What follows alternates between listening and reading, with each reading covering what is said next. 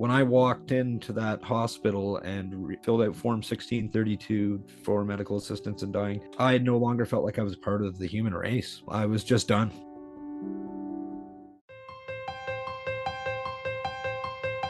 Welcome to Straight Talk on Life Issues, the podcast. I'm Victor Nieves, joined as always by President and founder of Life Issues Institute, Brad Mattis. Today we're going to be hitting on a conversation that desperately needs to be had and probably isn't had often enough, and that's the increasing problem of euthanasia. And I think, Victor, we're going to hear from our guests who will enlighten us with personal stories of tragedy and triumphs over tragedy. One of the things that we're going to hear a lot about is the acronym MAID, and that stands for Medical Aid in Dying, which is the tool to carry out euthanasia in Canada. And I've got to tell you, the comments we're going to hear from Alex from Canada will just haunt you. And it's going to show us that we have to be ever vigilant to keep all of those evils from settling down across the border into America. Well, and Brad, one of the things that sticks out, as you mentioned, MAID, is, we focus a lot on the words, the language, the vocabulary used. Doesn't that just sound so nice? MAID. You hear that and you don't think that they're killing people. And that's how they pitch it. They sell it to all of these people as MAID. Oh, it's medical assistance. And obviously, we're going to get into this in great detail. But that is not a warm and fuzzy topic like the name may imply. You're right. And that's exactly how they've done it with abortion. They've hidden it in euphemisms, words that sound good but really aren't. And we're going to hear from our guests, I think, in very explicit examples of how they're doing that to promote an ethic of killing. Yeah, we're seeing this increased effort, not just in Canada or in European nations, but in the United States. As we'll talk about, there are 10 states that are currently trying to introduce what we're calling in the United States physician-assisted suicide. Obviously, these are great issues. We'll talk about this in detail with our wonderful guests. First of which is Alex Schadenberg. He's the executive director of the Euthanasia Prevention Coalition, the EPC. He has been since 1999. He's also the chairperson for the EPC International, and he's been that since 2007. He's authored articles that have been published in newspapers worldwide, and he maintains the world's most widely read blog on issues related to assisted death. He's had over 5,000 articles and nearly 8 million views on that blog. We also have with us Bobby Schindler, who's the president of the Terry Schiavo Life and Hope Network. He's a Page Comstock Cunningham Senior Fellow at Americans United for Life, and he's an assistant scholar at the Charlotte Lozier Institute. He advocates for the medically vulnerable in honor of his sister, Terry Schiavo. Bobby's a regular contributor to lifenews.com. His writings have also appeared in the Wall Street Journal, the Chicago Tribune, Time, the National Review, the Daily Caller, and many more. Last but certainly not least, we'll hear a very compelling story from Tyler Dunlop. After struggling for years with mental illness, trauma, alcoholism, and chronic homelessness, and being unable to find the support that he desperately needed, at age 38, Tyler decided to seek medical assistance in dying. A story about his decision went viral, and with a little bit of help from his friends, Tyler ended up thankfully changing his mind about pursuing MAID. This past November, he penned a book titled Therefore Choose Life, My Journey from Hopelessness to Hope. That book is now a #1 Amazon bestseller. First of all, I want to welcome you all to Straight Talk on Life Issues. Brad, happy to be with you. Thanks for having me. Pleasure to be here. Let's start with you, Alex. There's so much I want to ask you that will not fit into this program. But tell us some basics here. What are the different types of euthanasia? Well, in Canada, where I'm from, we have legalized euthanasia, which is by lethal injection, essentially. So what happens is in Canada, a doctor or a nurse practitioner requires 2 agreements, one doctor or a nurse practitioner who assesses you and the second one who signs off. And then death is done by lethal drugs, often by either, injecting you, or if they do it another way, sometimes they do it by hooking you up and then putting it through. So it's a homicide. Any way you look at it, it's a homicide. Yes, it's a voluntary homicide in that sense that someone has agreed to it. Agreeing to is a whole nother question, obviously, because there's many factors to this. Whereas assisted suicide is very similar because they use the same drugs, it's the same intention, it's the same outcome. The difference is with assisted suicide, the doctor would give the prescription for those lethal drugs to the person, and the person has to take it themselves. Usually they take it by mixing it with something, because it's an awful thing. And they will mix it with a drink, or they'll mix it with, something that they like, maybe applesauce or something, and they consume it. So the difference is not in the intention, it's not in the outcome. The difference is in how it's carried out. One's carried out by a doctor or a nurse injecting you, and the other one's carried out by the person taking the drugs themselves. Alex, when was euthanasia legalized in Canada? And how much progression have we seen, and where is it today? So in Canada, euthanasia was legalized in 2016 after a court decision by our Supreme Court, which opened that door. And then they legalized it, but they said that it would be limited to people who were terminally ill, but they never defined that anyway. It said that your natural death had to be reasonably foreseeable, which was never defined anyway.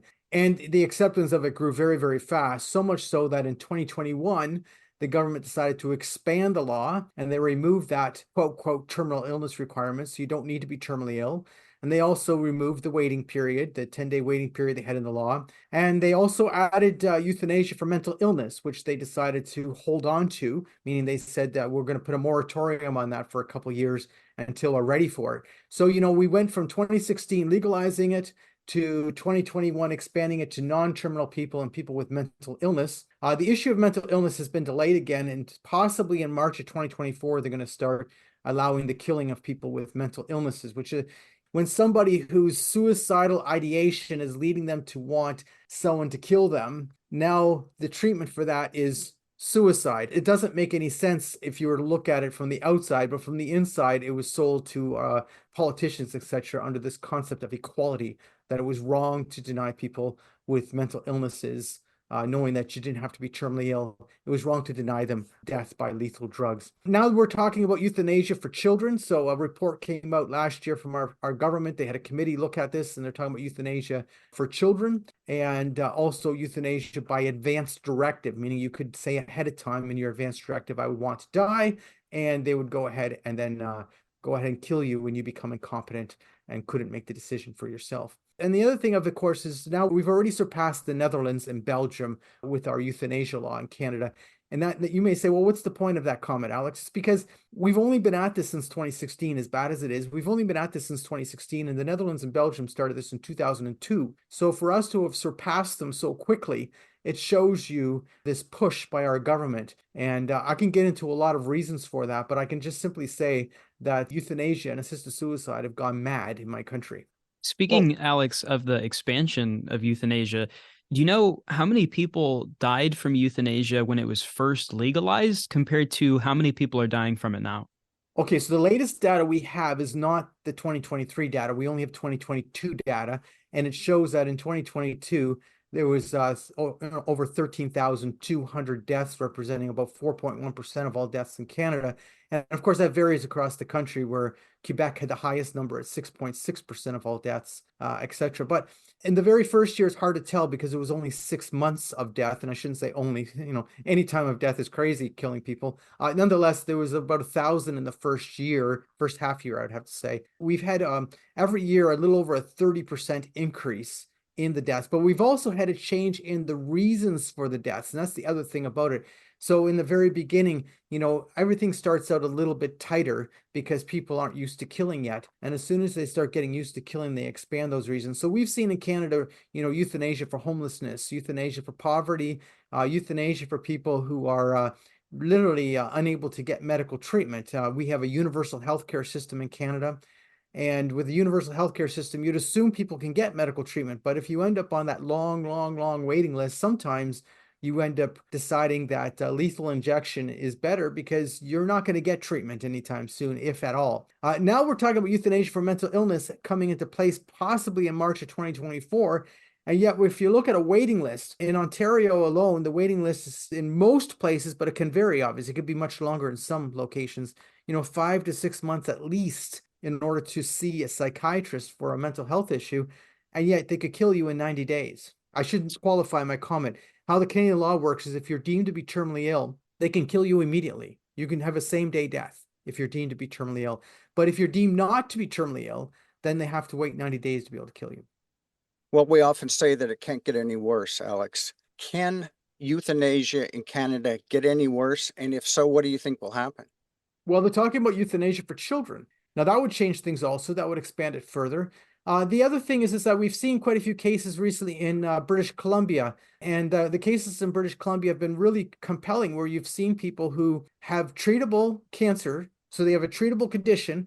They then are approved for treatment, and then they wait and they wait and they wait. And after 10 weeks, they finally get to see an oncologist, and the oncologist says, "Oh, your cancer's gone too far now. No use doing any treatment." So they end up saying, "Well, I guess I'm going to die by medical aid in dying," which is what we call it in Canada, just to make you feel good about killing. And so what they're saying is that their backlog system in the cancer system is so far that there's a large group of people now dying by euthanasia because they never received treatment, even though when they were originally diagnosed, they had a treatable condition. And this is not uncommon. And I'm referring to cancer because there's been cases in the media, but we know that there's other types of medical conditions that are in the same situation. So, you see the whole healthcare industry, which is in serious, serious trouble. And the answer, the out, I'm not saying it's an answer in any way, but the out seems to be that more and more people are dying by euthanasia, which obviously, I shouldn't say it, but it's true, relieves the system of the burden of caring for them because they're dead. Dead people don't need treatment. The other thing is we've seen stories of people from a food bank in Mississauga reporting that they were really upset that certain clients going to the food bank were saying to them that they're considering medical aid in dying, euthanasia, because they say they can't live like this any longer. Now, I can understand the stress of what they're going through, but it shows you the inequalities in our system where somebody who is needing the services of a food bank is feeling so despondent by their situation that they're considering euthanasia, death, rather than a continuation, which is hope.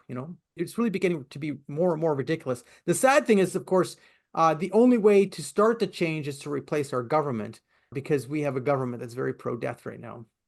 Do you think, Alex, it's possible to get the genie back in the bottle in Canada? You asked a very difficult question, Brad, because we had a court case that happened first, and the Supreme Court of Canada technically struck down our old laws. Is it possible to control assisted suicide in Canada would be the better question. The answer to that is, with a government change, it might happen. To get the genie back in the bottle after a court decision by your Supreme Court is a very difficult thing. As you know, on other issues, that might take 50 years to get a bad decision overturned. But that's exactly what we're facing in this country. It was a horrific decision. It's a terrible situation to be in when your Supreme Court opened up the day on this question. Tyler, let's turn the conversation in your direction. Briefly tell us your story. Well, to summarize, I came from a very dysfunctional home, and at an early age, I started to struggle with the effects of mental illness and addiction. And this lifestyle carried on for several years. I was homeless coast to coast all over Canada. You name the place, I've probably been there. And I found myself in 2022 on the streets after a brief residential living experience, and at such a defeated state that I had requested medical assistance in dying through my local hospital. I'm from Aurelia, and that's my hometown. And I had been writing letters about poverty, homelessness, and just social issues to the Aurelia Matters paper. And I was in contact with the editor, Dave Dawson. And he decided to write a story on my plight.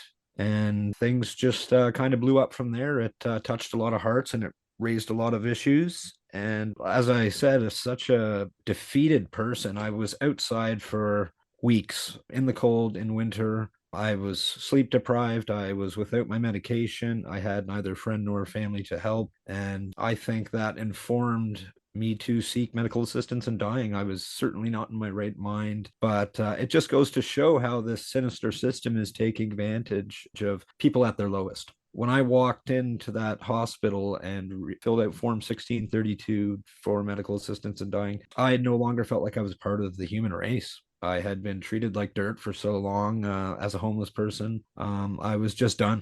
And I think a lot of people that request medical assistance in dying, they're at a similar state. They feel a similar way, and it's very sinister and it's very tragic. I read a recent study that said that 4% of Canadian deaths last year were from medical assistance in dying. So it's become a big thing, and my life has changed radically since the article went out. I've worked on a book with an author, Tim Denbach. I've given several interviews to media outlets. I've been on a couple of podcasts, and the issue is really touching a lot of hearts. It's getting a lot of people going, and everyone is fighting this medical assistance and dying, who's still in their right mind. I saw a very disturbing statistic about 1 in 3 Canadians said extending medical assistance and dying to the homeless would be preferable to them being there, basically. Wow. So, long story short, I've lived a very crazy life. So much has happened. And to try and summarize it is a little tricky. Well, did you reach out trying to get medical help, or did you go directly to Aid in Dying? No, I had tried in vain for years to access adequate medical treatment for my mental illness. And I also live with 2 fractured heels. So I have physical mobility issues. This was a decision that I came to after 20 plus years of trying to access psychiatric services. I'd struggled with my addiction. I had been in and out of rehabilitation centers. I had been to 500 plus AA meetings. I did the CBT, the DBT, Smart Recovery, tried everything. And I learned the harsh reality that there's very little resources for people with addiction and mental health. I knew that if I just went to the hospital and said, I'm experiencing a crisis, can you please give me some psychiatric treatment? I would have been treated like dirt because I had years and years and years of being rejected by the medical establishment. I had tried in vain to access healthcare and mental health care. And the sad reality is it's just not available. And I had come from Halifax, Nova Scotia, to back to really my hometown. And it was very jarring compared to the homelessness I experienced and saw. Only 15 years ago, there were very honorable people suffering homelessness. There were senior citizens. There were many veterans. I saw the streets flooded with all different kinds of people, and the demographic changed. And it's very frightening. People are dropping like flies because of homelessness, perhaps indirectly, but nonetheless, addiction, mental health. I mean, basically what they're doing, it seems to me, is they're deliberately closing up services so that we die by default. Wow. How long did it take you to get access to the drugs that would have killed you? Oh, I didn't actually get that far. The legislation hadn't been passed. I filled out Form 1632 and I was scheduled a series of psychiatric appointments with a psychiatrist. And I actually got the runaround in my hometown. They sent me to a brand new psychiatrist rather than the one I was accustomed to. He didn't know me from a hole in the ground. The article had gone out by then. He didn't even know who I was. What was the turning point for you, Tyler?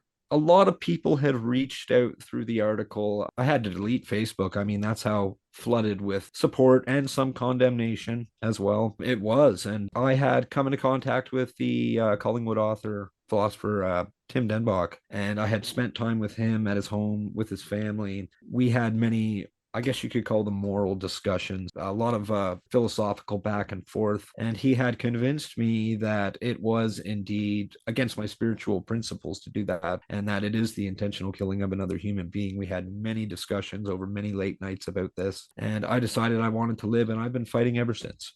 So Tim tucked you under his wing, brought you into his home? Yeah, fantastic guy. He nursed me and encouraged me back to health, you might say. We quickly became friends. Unlikely friends, me being a really dysfunctional street person, but he saved my life. That's, long story short, fair to say. Certainly an earthly angel. Yes, certainly. Certainly. And we're both very avid readers of scripture and the Bible. And that was kind of our common ground and how we connected. I've studied it for years. And even when I had applied for medical assistance in dying, I had a nagging conscience throwing around words like morality and damnation. I talk about this in my book. And I just really think because of a dream that I had that medical assistance and dying was not the way to go. I had 2 dreams after I had applied of actually going through with the procedure and being administered the drugs. And in both dreams, which were very vivid and I felt very conscious, I said, no, this is not what I want to do. And I instantly regretted the decision.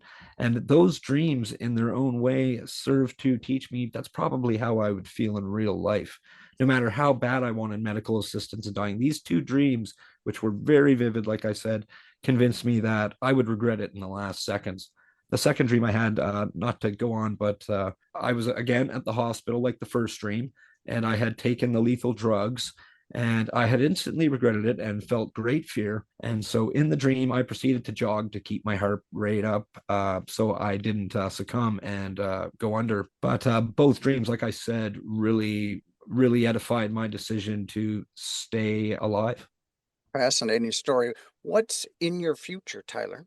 My future is mixed with just basic blue collar survival, but I also want to remain in advocacy for the disadvantaged in Canada. I've done it in my travels for years. I've written for newsletters and stuff like that, and I've been a poverty activist, and I'm very close with the homeless. So I just want to work against these social issues. It's a very worthy cause in my mind to reach out to the homeless, the mentally ill, and the drug addicted who are multiplying at an astonishing rate. I'm the kind of person when I walk down the street and I see a homeless person, I have to talk to them because I've been there so many times and I want to know their story. I want them to become human again, in my perspective. And so, like Tim, his mission for many years has been to humanize the homeless. I would like to contribute to that mission. Well, we often find that out of the ashes of our lives, God pulls out some pretty fantastic pieces that he uses to expand his kingdom, and you are living proof of that. Well, I owe everything to God. Like I said, I've been an eager student of scripture for many long years, and he's been with me through it all. He's been the invisible hand moving events in towards this. So my faith is definitely intact. Alex, most people think that patients request euthanasia because of pain. Is that true? Okay, so in my experience, and I've dealt with quite a few people who have been seeking death by euthanasia, whether it be family members or the actual person themselves contacting us because we have a helpline, etc. So we've been dealing with quite a few cases. Very, very few cases have to do with significant pain. Like pain is rarely the reason. It might be a reason why someone is having fear of their future, but very few people are actually asking for that reason. Most people are asking for it because they feel that their life has lost meaning, purpose, or value. They feel that their life has come to the point where there's no more purpose for them. They're often lonely. They often feel that they're in the way of someone, that they're a burden. And they certainly often have a significant health condition, but it's these other reasons that are the primary pusher for this. So I'll give you a quick story. I had a call from someone from British Columbia who was planning to die by euthanasia. They were seeking euthanasia, and one of their friends had told him to contact us. So he contacted me, he's talking to me, he's going through his health conditions. And it was, so obviously I'm emotional, I'm a human being, I'm reacting to this. But then I asked him, but why do you want a doctor to actually kill you? Because that's what you're actually asking for. And he said, but I'm alone. I have nobody in my life. I don't see the purpose for continued living. That was the fundamental reason. And that's not the only time I've heard that. I hear that every time. Not only the loneliness, but there's also feeling like a burden. They feel it. And this has become the primary reason. It's this hopelessness. The same reason why Tyler was asking for death. He was feeling hopeless. He felt like there was no purpose in his life, that there was no meaning, and he had lost hope for living. And that's where a lot of people are. Tyler? I would just like to say I had a friend this past May, and she had many physical problems and she was experiencing mental health difficulties because of those problems. But she said that within the 3 minutes of speaking to her physician, MAID was suggested. And I heard from another gentleman in another community who was struggling and was in a local psychiatric ward. Also, the psychiatrist in this other community said, have you considered MAID? So it seems to be that there's an underlying mandate to push this for whatever nefarious reasons. I have no idea. But yeah, they seem to be suggesting it right off the hop. And that's just frightening and disturbing.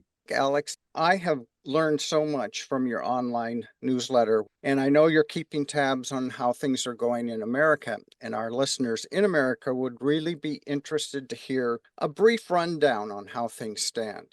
Well, right now in the US, you have 10 states and one jurisdiction that have legalized assisted suicide. And the assisted suicide lobby has been pushing very hard, and they have technically failed in the last 2 years, which is good that we have been working effectively, not maybe me personally, but all these people who are in different states across the US have been fighting against assisted suicide and have been able to prevent its legalization. So therefore, there's been no new state in the last 2 years that have legalized assisted suicide, as much as the assisted suicide lobbies put millions of dollars into these campaigns. So that's sort of good news. But at the same time, in the states that they've legalized assisted suicide, you have seen an expansion of their laws. So what's happened, which is the most concerning part of those expansions, is the removal of the residency requirements. So for instance, in Oregon, there was a lawsuit launched in 2021 saying that the Oregon assisted suicide residency requirement, meaning the assisted suicide law was only available to Oregon residents, was unconstitutional. And they based it on this concept of medical treatment, that you can't deny medical treatment to someone from out of state. Now, that if you're talking about medical treatment itself, that sort of makes sense, because let's say you have an expert in whatever in Oregon, they would have out of state patients coming to them for surgeries, for whatever. And so they use that same idea that it was unconstitutional to deny people from out of state treatment in Oregon. And the government of Oregon, instead of fighting the case, they just agreed and they removed the residency requirement from the Oregon law. So you now have an Oregon assisted suicide clinic. I don't like talking about it because I don't want people listening who are pro-death wanting to go to Oregon to die now. And since then, also, the same thing happened in Vermont. So Vermont dropped their residency requirement. And right now, the assisted suicide lobby has launched a lawsuit in New Jersey to remove the residency requirement from assisted suicide. New Jersey is very concerning because New Jersey is right next door to New York. And the assisted suicide lobby has been pushing for years to legalize assisted suicide in New York, and they failed. They failed over and over again to legalize assisted suicide in New York. But of course, if New Jersey sets up an assisted suicide clinic, well, you're right next door to some of the biggest population bases in America. This is extremely concerning to me because, of course, you're talking about making this like an industry by setting up these assisted suicide clinics. And that's what the assisted suicide lobby is working on, turning it into like an industry that they'll have clinics and they'll be involved with killing people from all over America at certain centers. So let's be brutally honest, the assisted suicide lobby is well aware that they're not going to legalize assisted suicide in every state. It's not going to happen. There's quite a few states that will simply not do so. So by creating these centers for killing, they will then have what you call suicide tourism going on in the same way as happens in Switzerland. Right now, there's 10 states that have a bill in 2024 to legalize assisted suicide. We're expecting to see a few more before legislatures all start debating. And we're hoping again that we can defeat all those bills again. Nonetheless, it's pretty serious what's going on with the increases of assisted suicide in America also. As I say, the difference between euthanasia and assisted suicide is not the intention or the outcome, it's just the way they do it, right? And we have to be very clear about that. This is about killing people. It's not about choice, freedom, and autonomy, which is what they sell to you. It is about killing people, especially at the lowest time of their life. Thank you, Alex. Let's move over to you, Bobby. And for the sake of total transparency, I want our listeners to know that I served as the chairman of the board for the Terry Schiavo Life and Hope Network, a role that I was privileged to play. It's good to see you again, Bobby. Can you briefly tell us your story of your family? Well, it all started in 1990. Terry was in her mid-20s, and she was at home alone with her husband, Michael, and collapsed. I still don't know what caused the collapse, the accident, but nonetheless, Terry went several minutes without receiving oxygen to the brain, and as a consequence, experienced a pretty severe anoxic brain injury. And eventually, she recovered to the point where she only needed food and water through a feeding tube because she had difficulty swallowing because of her brain injury. So she needed her food and water through a feeding tube to deliver her nourishment and her hydration, which is quite common today, the administration of food or feeding tubes. Terry's husband was working with my parents for the first couple of years to do everything they could to help Terry recover, and she was starting to recover. She was starting to form words and make progress. But about in the late 90s, Michael petitioned a Florida court for permission to remove Terry's feeding tube. At the time, Michael was engaged to another woman. There was a significant amount of money in a trust fund that he was going to inherit if he was successful in killing Terry, close to $1 million. And our family really did not think he would be successful with these huge, enormous conflicts of interest. Nonetheless, it went to trial in 2000. There was a week-long trial. Michael testified that Terry would not want to live this way, something he had never mentioned prior to Terry's collapse. My family objected, of course, to Michael's petition. A week-long trial, Judge George Greer came back and ruled in Michael's favor that he could remove Terry's feeding tube. A 5-year legal battle ensued where our family did everything possible legally to stop it from happening. And it really escalated over those 5 years from a local story into a national story, then eventually into an international story. So it became an enormous case, and there was millions of people, not just here in the United States, but outside the United States, were doing what they could to support my sister's life. But nonetheless, March 18th, 2005, after a very long fight Terry's feeding tube was in fact removed before she died, a very unjust, inhumane, and barbaric death by dehydration and starvation, which I'd like to add, if you do to an animal here in the United States, you would most likely go to prison. It's a federal crime, but nonetheless, we're doing it every single day to people like my sister with brain injuries and other medically vulnerable. So Terry died on March 31st, 2005. In response to Terry's death, our family felt it was extremely important for many reasons to continue as patient advocates to help families and patients that were in similar situations to what our family went through with Terry. So we started the Terry Schiavo Life and Hope Network, a nonprofit, in 2005. And since that time, we're going on 19 years now, we've been serving as patient advocates, helping families that call us in crisis that are facing a denial or withdrawal of care situation, not only here in the United States, but outside the United States as well. We've been involved in some international cases as well. Well, many people, myself included, remember exactly where we were when we got the news from the media that Terry had died. You had mentioned that this, of course, has made an impact, her death, around the world. What is its lasting impact, do you think, Bobby, on America? Well, I think a lot of people remember just how unjust it was what happened to Terry. I don't know how many people realized, the public realized, that it was legal, quote unquote, to starve and dehydrate patients to death, people with brain injuries. So I think that brought to light Terry's case and the publicity that it received, that people learned for the first time that people with brain injuries, simply because they have difficulty swallowing, could be starved, deliberately starved and dehydrated to death. A lot of people were really shocked that here in the United States, we would actually do that to a human being. But I think what people don't understand is that Terry's case did not end when she died. And what happened to Terry, and what I mean by that is deliberately starving, dehydrating people to death, with people with brain injuries and other populations, the elderlies and others, are deliberately killed every day by having their food and water removed. It's illegal in all 50 states to either remove or deny or withdraw a feeding tube from an individual. And it could even be against the express wishes of a person to continue receiving food and hydration. There's been a change in the classification or the definition of feeding tubes back, I think it was in the 80s, where it was no longer considered basic care and therefore required and to provide it to people that have difficulty swallowing, where it's been changed now to mean medical treatment, artificial life support. And this shift, that redefinition of what it means for a feeding tube, the intention of a feeding tube, has really opened Pandora's box, and it's really jeopardized so many medically vulnerable individuals to having it withdrawn.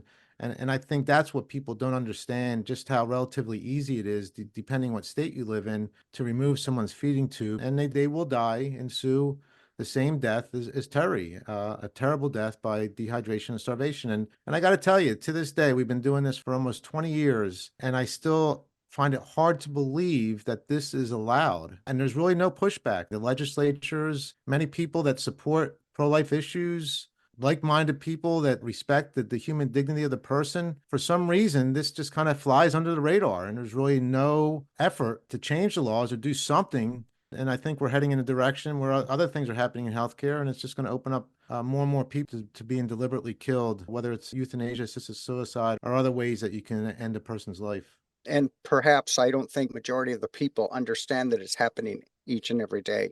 Let's address the issue of pain, Bobby. Many people often repeat that euthanasia is simply the process of painlessly ending a person's life. And often it is not painless. You have alluded to that in your sister's death, but let's talk about that in more detail. Share some about the particulars in what Terry went through that final dying process of 13 days without food and water. Well, it's hard to describe, Brad. Something no family should, particularly parents, should ever have to witness. The physical. I mean, I would be asked all the time because there was no videos or cameras allowed. The court denied any videos or cameras in Terry's room, and they did that for a reason. And of course, you hear the narrative. You read articles that are published about how it's a peaceful and painless death. And this is the lie they have to tell you, because what Terry experienced was anything but painless and peaceful. It was grotesque. I was saying, people ask me, what was it like? What did Terry look like? And the only thing I can really compare it to are the pictures that you see of concentration camps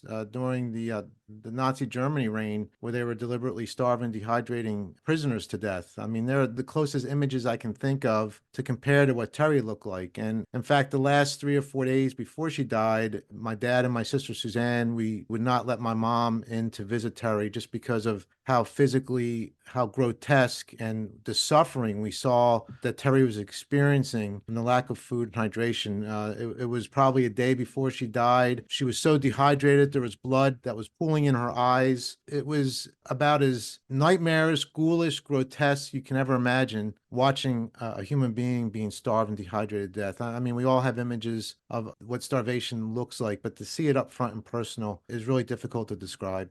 Bobby, in light of all of this and the truth that we know, why would you say it is that so many people still think that doctors should be legally allowed to end a patient's life? What's their justification that they may see?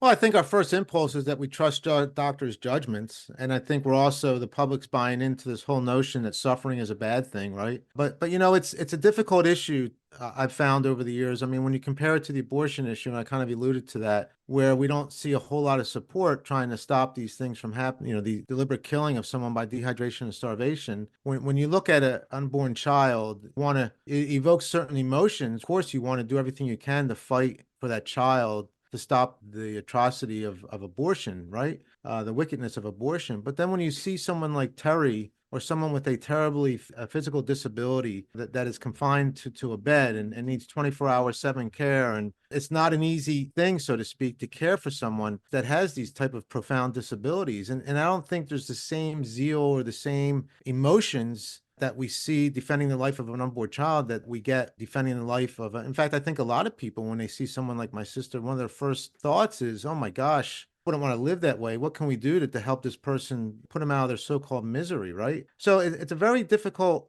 issue to explain to people and say, look, just because someone changes physically, they don't lose their dignity. They don't lose their right to receive proper care, treatment, compassion, love. I mean, we're called to care for these people, regardless of what type of disability they might experience. But yet we're being programmed, again, to do what we can to eliminate suffering, look at people with disabilities as we're doing them justice by not allowing them to live in such a terrible condition. And I think that's some of the things that we're dealing with. And it's hard to get the support that we need to fight for these people just based on how we're being indoctrinated and desensitized to the value of human life, particularly when it comes to people with disabilities.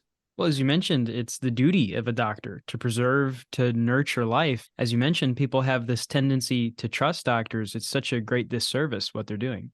I've been reading more and more how doctors no longer feel necessary or important to take the Hippocratic Oath, where to pledge to do no harm. And I also think, we have 50 years of abortion that's now been, well, I know it's been overturned recently, but we've been devaluing life and the unborn child for 50 years. And so we have 2 generations now or so that are being raised in a world that doesn't value the sacredness of the unborn child. And if you think that's not going to spill over and affect doctors who are being educated by these same people that feel life can, for different reasons, be ended, and now they're making decisions when it comes to caring for individuals, and they think it's just to end a person's life if they're suffering. I mean, you have all kind of problems that we're dealing with now, and I think a lot of it is based and due to the abortion issue and how we've been devaluing life for the better part of 50 years or how long it's been. And that affects people. You can't deny that. And I think we're seeing that affect healthcare and affect doctors and how they think about treating individuals, and how we've been separating more and more from a Christian type of country. When you have doctors that don't take the pledge to the Hippocratic Oath or believe in God, then you're going to make decisions that are in their best interests and in the best interests of the hospital or the finances or the insurance companies, rather than the best interests of the human being or the family or the patient that they're treating. Bobby, do you consider euthanasia to be a byproduct of abortion? Yes, no Why? doubt. Why? Well, that's kind of what I spoke about before. I think you devalue one life, you devalue all lives. If you can rationalize killing an unborn child for whatever reason, then you can rationalize killing any human being. And I think just the natural inclination of human nature is, if you're going to justify killing any human being, then we're all vulnerable. We're all subjected to the same type of rationalization. So what's the expression? A slippery slope never loses. I think we're seeing that evidence really pretty much everywhere we look nowadays, sadly. Tyler? I would have to say very simply, a saying comes to mind: when we let death in, he leaves his muddy footprints everywhere. Once you let in something like medical assistance in dying or radical free, open abortion, I think it's going to snowball. And I think there will be death everywhere. I mean, I've had many philosophical discussions with Tim Dendock about this, and I think they're two heads of the same beast. And what's that expression, Brad? Once parents can kill children, how long before children will start killing parents, right? Yes. I often say that when children are in a household where they are taught that their siblings can lose their lives if it impacts negatively existing family members, they will have learned a valuable lesson when their parents are old and dependent upon them. If they are inconvenient, then they can be denied life for the sake of the quality of life for the children. Very twisted, but I think that's the full circle of death that we're coming to in America today. What are some of the steps that you take as far as educating people about euthanasia? As we've mentioned today, it is one of those subjects that kind of seems to get less attention than it deserves. Okay, well, I give whatever statistics I have that are very alarming, because they are very alarming. I tell the average person on the street, and I actually have 4% of the deaths in Canada last year were because of medical assistance and dying. And that should ring some bells. That should really alert people to how quickly it's coming on and how radical it is and how we should be shutting it down completely. Bobby? Although our primary focus is helping families, we also, I do what I can to get the word out, so to speak. I write articles, I do a weekly short radio interview at a local station in Cincinnati, but that's aired nationwide. We'll basically participate in any type of speaking event where we're invited. We're very active on social media, and we do whatever we can to just tell people what's happening in healthcare, give examples, give stories. So we do our best to alert people that these things are happening, and hopefully more and more people understand the necessity to realize what's happening in healthcare and how important it is to protect not only ourselves but our loved ones by being strong advocates if we're put in a situation where we have to defend someone in our family from what's happening in our healthcare system today. What do you guys think the key points are that we need to emphasize regarding euthanasia to touch the hearts and minds of Americans and Canadians? Bobby?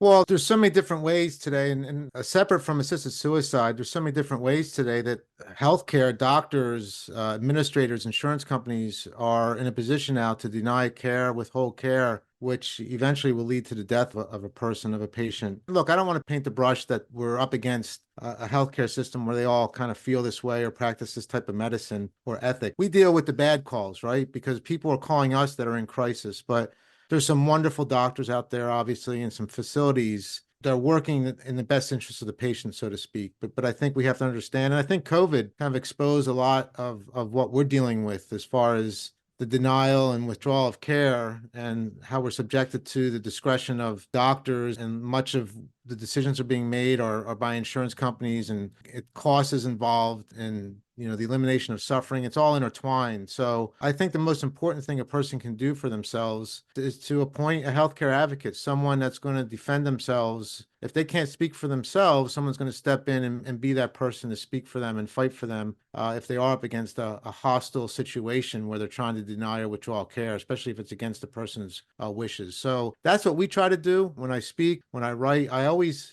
try to end the conversation to tell people they have to find a healthcare agent that's going to step in and fight for them if they're ever in a situation where they're incapacitated and really have no voice. Tyler? Yeah, my sentiments are very simple. Keep the care in healthcare and keep healthcare healthy, because it's clearly not. That's how I would summarize it. Alex? Well, first of all, we have to make it clear exactly what it is to people, because a lot of people have been really lulled into this being some sort of medical treatment, etc. But I think that the biggest reaction to actually react to the culture now is to say to those like yourself or myself, or people who actually care about others, and we believe that killing people is simply wrong, is to talk about the need for a caring society. Because I think right now, with the way things are in Canada, the difference between someone dying and not dying is based on whether somebody else is saying, you're important to me, your life is important to me, I care about you. That makes all the difference in the world. For most people, that is enough for them to say, well, then I will forego this idea of being killed by lethal drugs. And I think we need a caring society, which is really what's missing. We've become very much of a society about the individualism, the individual, what we want. And we've lost that interconnectedness of the human person. And it's a serious problem, and it's led to the massive flourishing of killing because we don't see ourselves as part of an interconnected community. Well, piggybacking on that caring aspect, I believe that the pregnancy centers came out of that point of view that they needed to provide some caring, practical services and alternatives to abortion. Do you see something like that happening in Canada where organizations come up where they actually provide these people with the resources and help and nurturing that they need? Well, we're already involved with that. We are working with a group that we founded called Compassionate Community Care. It's a charity, and it does exactly that. It has a 1-800 helpline. It talks to people. It's training people to do visiting and being involved with that directly. It's trying to help people find an alternative to this concept of killing. Now, obviously, everything starts small and grows, but there's now these, how would you say, cells of compassionate community care groups in communities across Canada, and we're hoping that spreads and flourishes and does really well. But the fact is yes, it takes someone who says you're important to me to really make a difference in someone's life. Well, I want to thank you all for enlightening us on an issue that many people are totally unaware of. Thank you very much. Well, thank you again.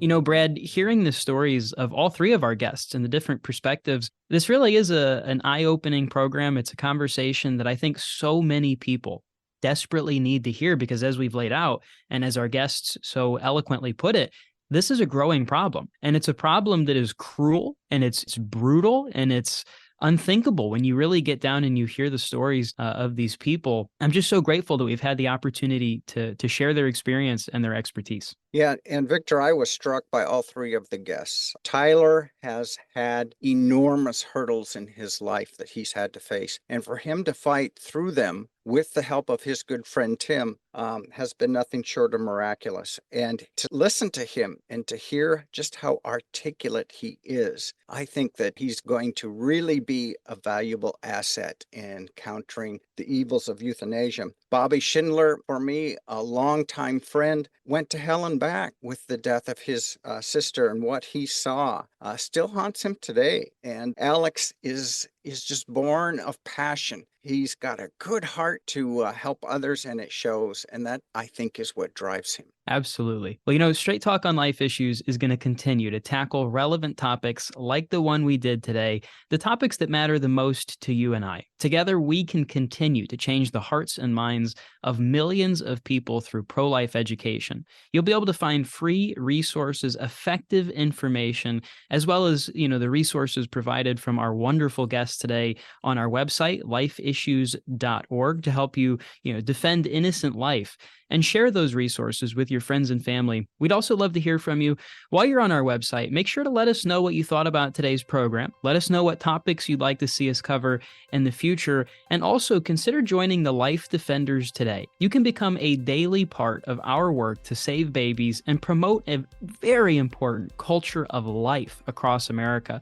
Giving monthly in any amount is a tremendous commitment to the pro-life movement. We may not all be eloquent speakers or sidewalk counselors or have a tremendous story to share, but we can all support vital pro-life education through a monthly donation. Monthly giving helps us reach more persuadable people with an important pro-life message.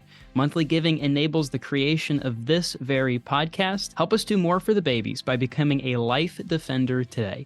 You can easily sign up on our website, lifeissues.org, and be sure to tune in next week for more Straight Talk on Life Issues.